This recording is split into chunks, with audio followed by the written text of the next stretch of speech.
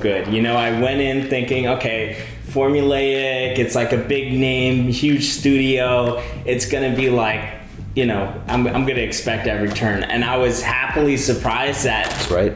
Why does the stone only work for an hour? Why are you only allowed to ask 5 questions to these people in the graveyard? And it's just reminding you, like, yeah, this world is based on a game and they don't know it, so they're just like, yeah, that seems weird. But to the viewer, it's like, of course, because in a game you can't do things infinitely, right? It's always for a matter of time until it runs out. So yeah, I really enjoyed that part as well.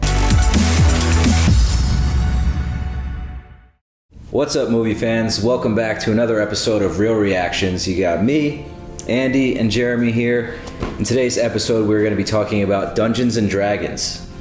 So, guys, initial reactions, what did you think? I thought it was a good movie. I had no expectations watching it, know nothing about Dungeons and Dragons, any of the lore, but I thought it was easy to follow. You didn't need to know much of the background. It was kind of like a generic hero fantasy medieval movie. I thought it was well cast. Chris Pine's charm, charisma, that's what he's known for. Kind of helped build up his character. You have Michelle Rodriguez, the total badass, doing her thing as she does in kind of like every movie. And then you have Hugh Grant, who plays pompous, arrogant extremely well, and I thought he was perfect for that villain role. They open where they give you a little bit of exposition and background, right? They're in jail. They've been there for 2 years.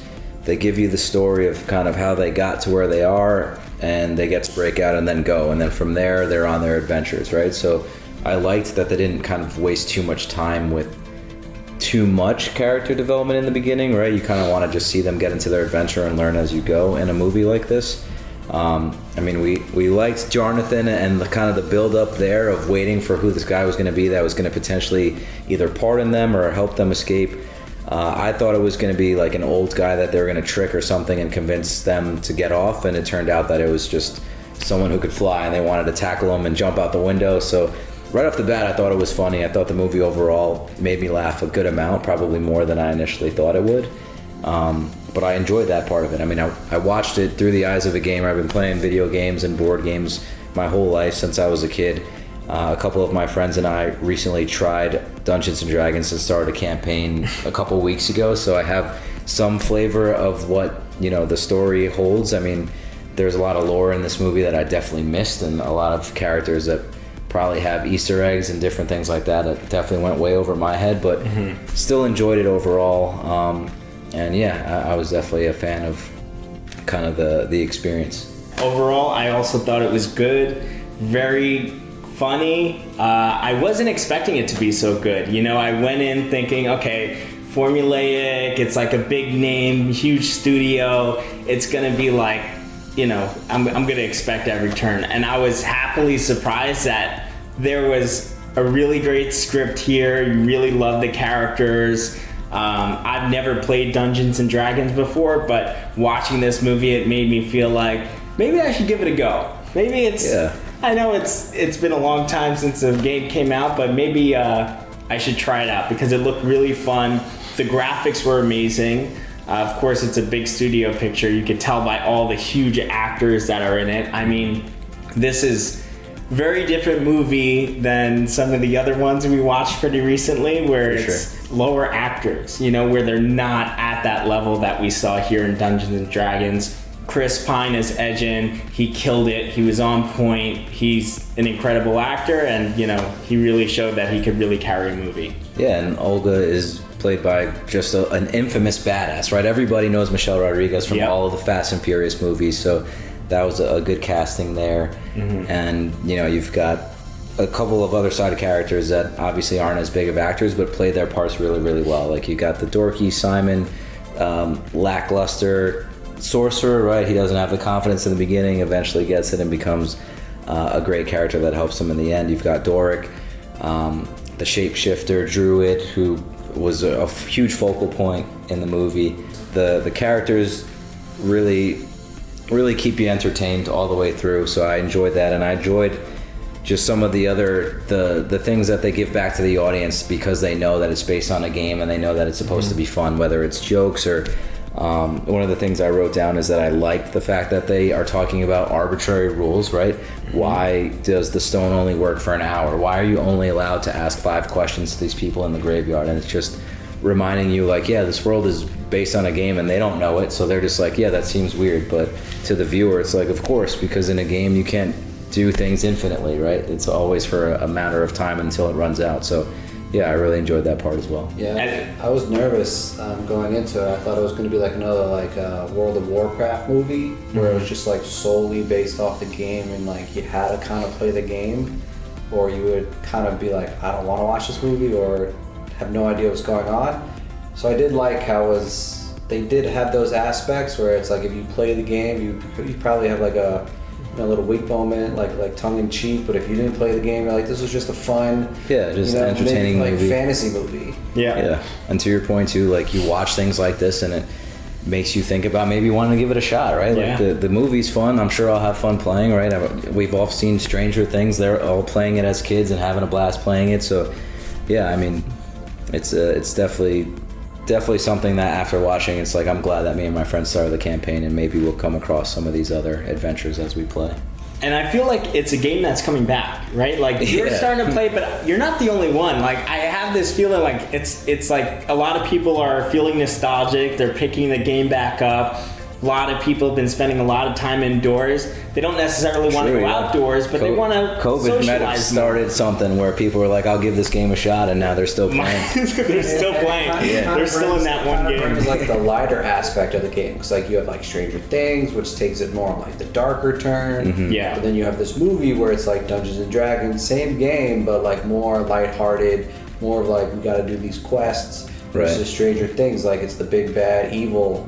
Right, the Demogorgon and all these super scary monsters. Yeah, I mean, I'm trying to think, was there any like real scary parts in this? In this movie, I think it was just super family friendly. They weren't trying to really scare anybody. Instead of like all those darker medieval fantasy, like Lord of the Rings, Game of Thrones aspects, where those are all like dark, scary, grim. This one, like, I'm just gonna be more lighthearted, funny. Yeah. And even when they were in the graveyard, it's like it was built up for like more ironic comedy than just like terrorize. Even like the bad guys, like they weren't like 100% scared. Like they had like that evil, sinister look, but it wasn't like death-defying, darkness, and you just couldn't see or scared of them. One of the funniest parts of the movie is when the part of the thing is you have to ask it 5 questions, or you can ask it 5 questions and then it goes back into the grave.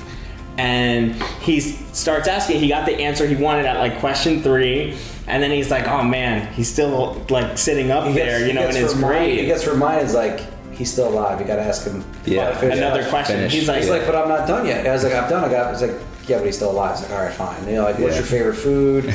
Do you like cats? Right. Who's your favorite author? 2+2. What's your favorite book? Yeah. Right. What's your favorite book? And then he still didn't ask enough questions. And as they're walking off, you hear him in the background still rattling off, and you're like, That's the question, right? In terms of historical works, I'd say the Fanged Tome of Lycanthus Tsar. That was only the 4th question. Hello? Oh, shit. Poor guy. That guy's in the credits, actually. Yeah. Yeah. And like the final 2 minutes of credits after they show, the names and the directors and all that, right? Like he's still waiting there in the graveyard. Really? Yeah. There's like a scene. There's a little 10-second. Oh my snippet. god! Yeah. I missed it. Yeah, he's in there. Hello? Can somebody please ask me another question? I think my favorite scene, I alluded to it earlier, was when Doric kind of shows off all of her druid wild shape skills and is just turning into all of the different animals when she's trying to get them some intel from the sorcerer. So she starts out as a fly, and then the sorceress notices her. Fly, she gets out of owl. there. Yep, owl, bear, cat, deer, Some type of a rat. Mouse. Yeah. Some type of like ostrich, small bird. Oh, right. Yeah. Turns into the deer. Yeah. So yeah, for me that was just really fun. I mean, And just that's the whole thing, scene it's in so general. fun. Yeah. You had fun watching this movie. In fact, I watched it twice. once to just be involved in it, secondly to like take notes and be more invested, and even the second time I found myself just like putting the phone down and being like, let's just enjoy this, because it's such a good film. I like that scene because like it also brought back an old joke where like Michelle Rodriguez's character Holga kept saying, oh, you could turn into a deer. And then like Chris Pine's character Ed, he's like, why would you turn into a deer? There's no deer in the castle. Right. And then she turns into a deer, and then like the next scene, they're talking Holga's about it. like, so she did turn into a deer. Yeah. And Chris Pine's like, yeah, at the end. So I just found that funny. Yeah. Deer. Yes, a deer. They'll blend in with all the other deer in the castle. Don't mock me. We need a deer. We don't need a deer. We're gonna take down Forge Fitzwilliam. Memorable scenes I liked was when they're in the the death zone, when they try to find the helmet, and they walk past the walking brains, the Rockshans, and they're like, these are like intellectual devourers, like they'll like anybody the smartest, they'll find you and they'll like eat your brain, and they just walk right by them. Right. And he's like, well, this is insulting. Right. They were offended. They were offended, and it was like a little ironic. And if like Chris Pine doesn't have like that charisma, I think that would just like fall in flat. Yeah, it could have just been like a nothing scene, but he's able to land the joke. He's like, hey, I'm the bard, I'm supposed to be the brainiac making all the plans, and these guys don't want to attack my brain, like what's going on? Because I think they mentioned like maybe like a few scenes before is like, well, what do you bring to the group? He's like, well, I think of the plans. Like, I'm the smart one. He's the planner. And then the brains just go right by him. He's like, this is insulting. Yeah, that was pretty funny. I like that. They're drawn to mental energy. The higher the intelligence of the prey, the more likely they are to strike.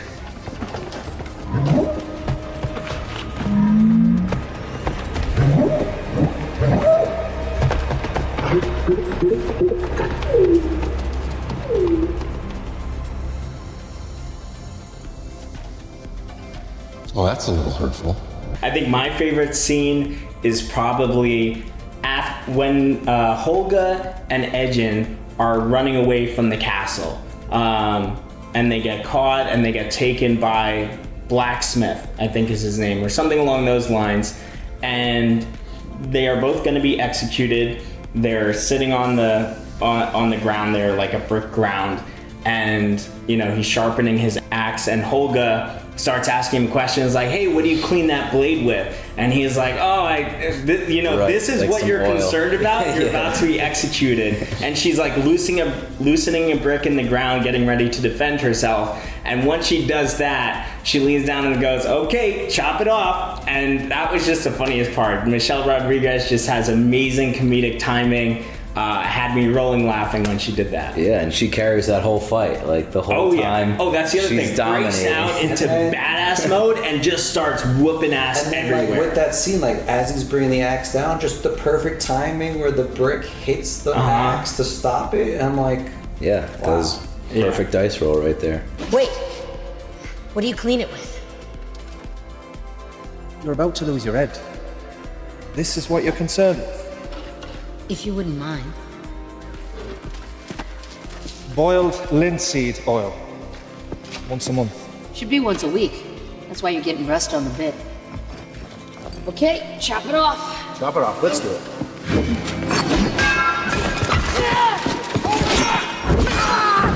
The fight choreography in this movie is excellent, and a lot of it looks very legitimate. I'm not sure the studio that made it, it's slipping my mind right now, but they did a really good job of like really... Paramount made that movie. Paramount, right. Yeah. It's on Paramount Plus. Shout out. So I mean, they did an excellent job as always. The editing was excellent, the fighting was excellent, it all came together. Just stars from every single cast and crew working on a film, and it was just so perfect. Yeah. I liked Xenk the cleric a lot. I thought he was a great side character. He's also a badass, right? Just in his own way, right? Like he's very lawful good. Like he's like, this is the right way to do it, and it has to be done this way, otherwise I'm not in type of guy. That's how he even convinces Chris Pine to go back to his roots and do the right thing at the end. But yeah, I thought he had really good lines.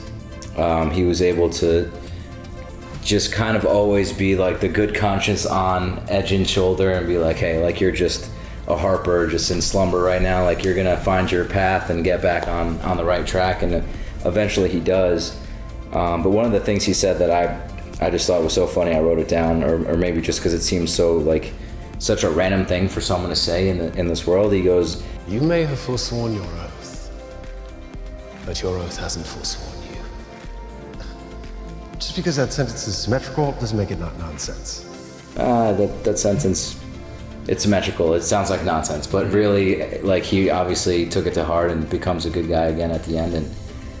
And yeah, I mean, Xenk was the man. Like, without him, they wouldn't have been able to even get out of that underworld scene, right? Like, he knew the codes to get across the bridge, and Simon breaks the bridge with one step. They wouldn't even be able to get there and back. Yeah, like, he helped them get the helmet, and was a crucial part in moving the story forward. So shout out to him. He was my favorite side character too, because like, he wasn't in the movie for very long, but the scenes he was in kind of stole the movie. Yeah, he's the guy. You know, the fight scenes, the dialogue, and then at the very end where he just starts walking off, and like Chris Pine's like, he's walking in a very straight line. Oh yeah. Let's see if he turns. And then he's like, oh, there's a rock coming. Let's see what happens. He's like, nope, he's just gonna He go goes over the right rock. over the rock. Yeah, like, he just nailed every single part of him. Was hilarious. So yeah, thank you for bringing that up. I forgot about that. And I remember laughing at that too. Like, he's gonna go around the rock. I'm sure he is. Up. He's going straight line right over the It's rock. like one of those scenes where it's so unnecessary to even put in, but it somehow It just fits perfectly. Like, it fit his character.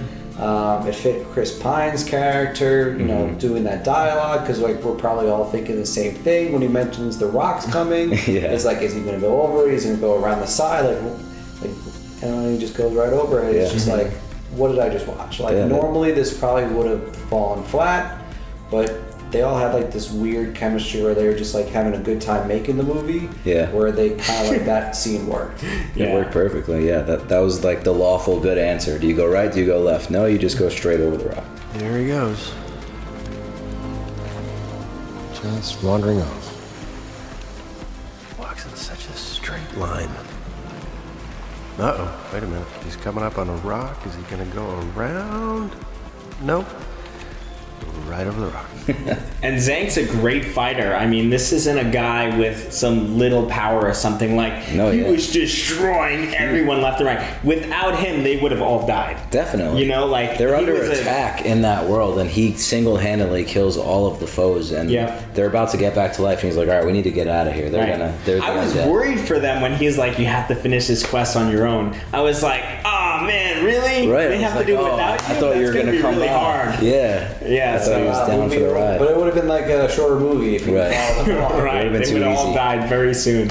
Marlamin, Guy's a player. Bradley Cooper's side character. He's this little elf, and you know, he's the ex of Holga, and now he's married to this woman Gwen, and they're giants compared to him. And it's just so funny, like, how he is. He's like this soft-spoken guy, but apparently he's great at getting these like warrior women who are giants, and you have to, like, you just can't help it but ask yourself the question, how do they do it?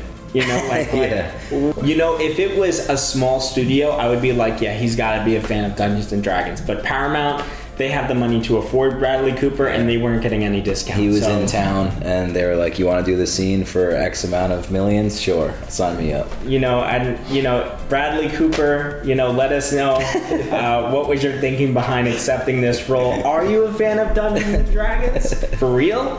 Or was it about the money? Yeah, I like the scene where they need Edgin as the bard to trick the guards when they're trying to sneak into the castle. So he's got Simon doing a little sorcery spell to pretend that he's distracting and singing a song, but it's messing up, and his mouse is kind of face like melting off, and it's getting all distorted. I laughed out loud at that. I don't know why. That seemed like such a random funny bit for me, but yeah. It was funny, and it was surprising too. Like, it's something like I feel like you haven't seen, and it was like perfect. He just starts melting in front of them while he's playing. Celebrate lasses, celebrate lasses. What's going on? My foot is stuck. Concentrate. Braid, braid, braid, braid, braid, braid, braid, braid, braid, braid, braid. What madness is this?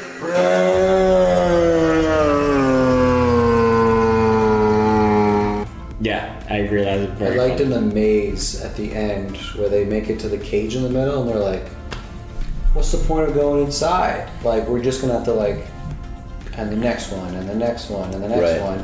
And then you just see the people's faces. They're like, but we're in the cage. Right, like, And then they at least get it. free us. And they're like, wait, what about us? And you just see like their face, they're like, damn it.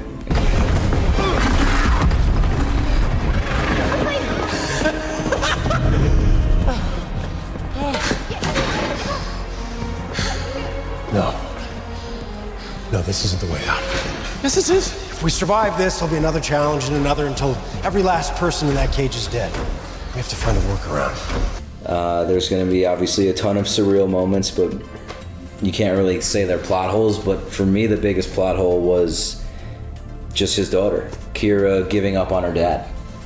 She was raised with the crew, right? So she's like literally thick as thieves with him and his crew. And the one time they get in trouble and they get caught, and she's like, my dad stinks. Like, he didn't come back for me. Like, no, your dad got arrested. Like, he went to jail. Right. Like, he wasn't able to escape prison for 2 years. And when he did, the first thing he wanted to do was come see you. So for me, I was like, that seems a little shaky that she was so quick to be like, yeah, my dad actually wasn't there for me. I knew I'd see him again one day.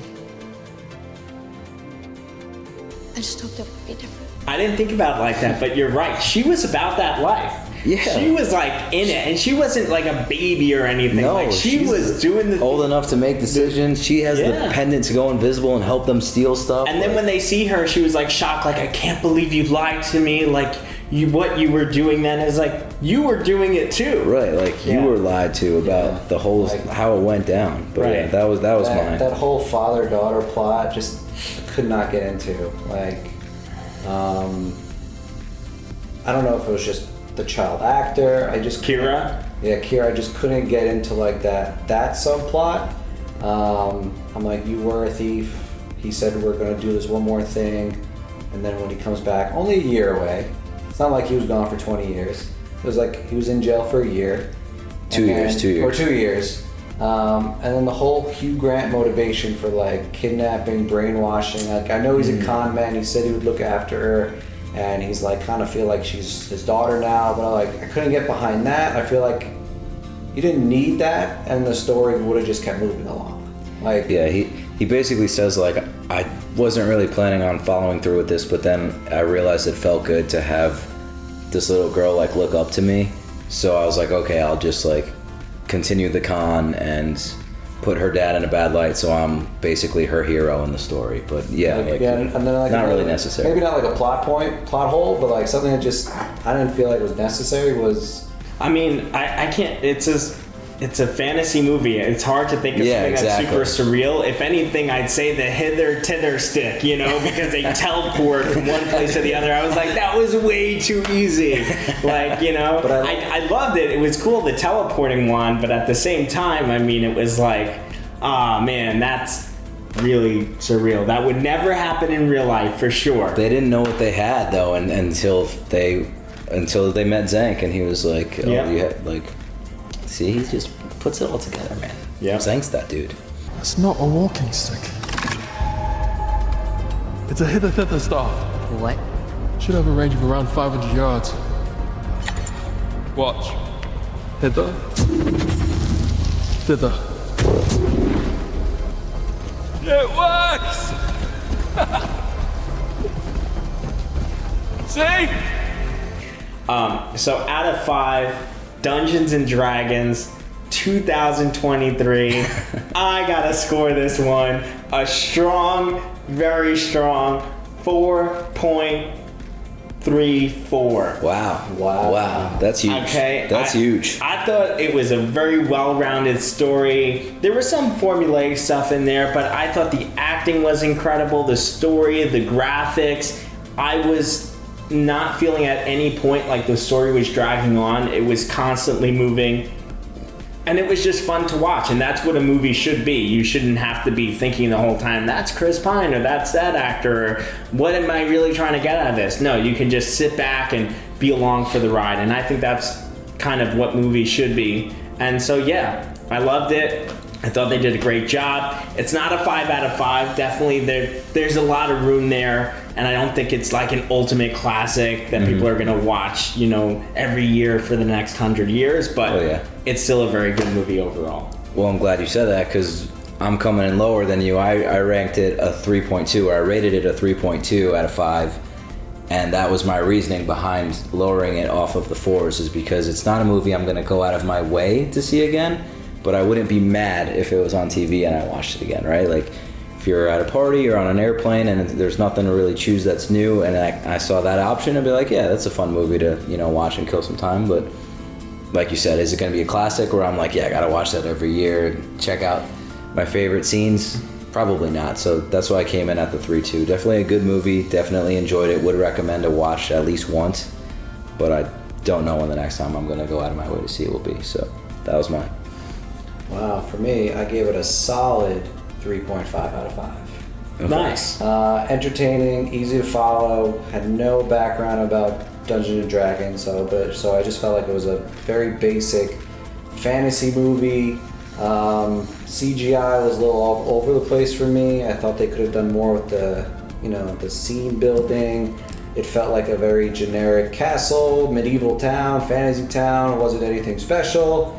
But I did like it. At no point did I think it went slow. The side quests had their importance. The main mission, all right, it was doable. Could have had more action against the Red Wizard at the end, Sophina. But other than that, I thought it was very entertaining, very easy to watch. I laughed a few times, so a solid 3.5. Nice. Well, that wraps it up for our review. This is Real Reactions, and we just reviewed Dungeons and Dragons. Thank you, and remember to subscribe and comment below.